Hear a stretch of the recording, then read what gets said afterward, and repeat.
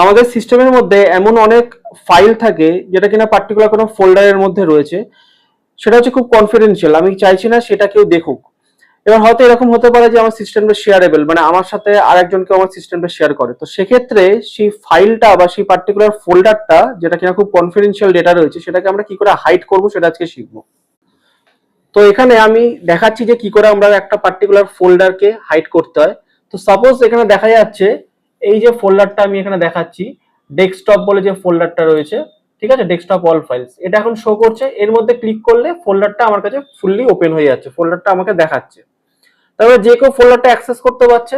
এবার এটাকে কি করে হাইড করতে হবে, এর উপরে রাইট ক্লিক করব, পার্টিকুলার যে ফোল্ডারটা আমরা হাইড করতে চাইছি তার উপরে এখান থেকে গিয়ে আমরা প্রপার্টিসে ক্লিক করব। প্রপার্টিস থেকে চলে যাব হচ্ছে হিডেন বলে যে চেক বক্সটা আছে, চেক করলাম, চেক করে এটাকে এবার অ্যাপ্লাই করে ওকে করলাম।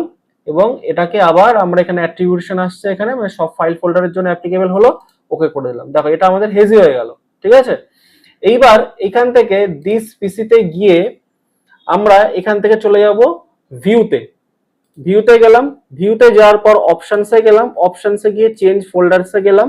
এখান থেকে আমরা আবার ভিউ ট্যাবে এলাম, সেখানে আসার পর এখানে শো হিডেন ফাইল ফোল্ডারস এই অপশনটাকে আমরা করে দিলাম ডোন্ট শো, করে অ্যাপ্লাই এবং ওকে করে দিলাম।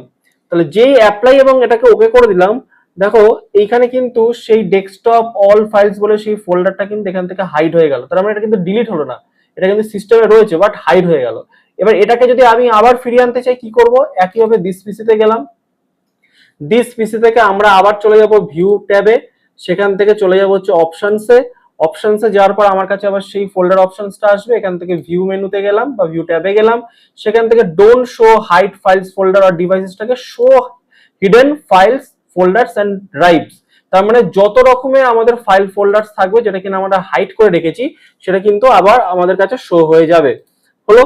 এইবারে দেখো এখানে কিন্তু আমাদের ডেস্কটপ অল ফাইলস বলে জিনিসটা আমাদের কাছে অলরেডি চলে এসেছে। এটা কিন্তু বেসিক্যালি হেজি থাকবে ফার্স্ট, এটার উপরে রাইট ক্লিক করে যেটা আমরা ফার্স্ট করেছিলাম হিডেন বক্সটাকে চেক করেছিলাম, এবার এটাকে আনচেক করলাম।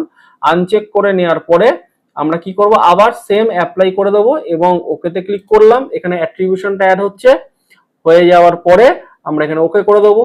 তাহলে আবার কিন্তু দেখো এই ফোল্ডারটা ইজিলি কিন্তু আমাদের কাছে অ্যাক্সেসেবল হয়ে গেল, বা এই ফোল্ডারে যা আছে সেটা কিন্তু আমি আবার দেখে নিতে পারবো। তাহলে এইভাবে কিন্তু পার্টিকুলার কোনো এসেনশিয়াল বা খুব কনফিডেন্সিয়াল ডেটা বা ফাইল যদি আমাদের কোনো ফোল্ডারে আমরা রাখি, সেই ফোল্ডারটা কিন্তু এইভাবেই আমরা হাইড করে দেবো, যাতে কিনা অন্য কেউ সেই ডেটাগুলোকে দেখতে না পারে বা অ্যাক্সেস না পায়।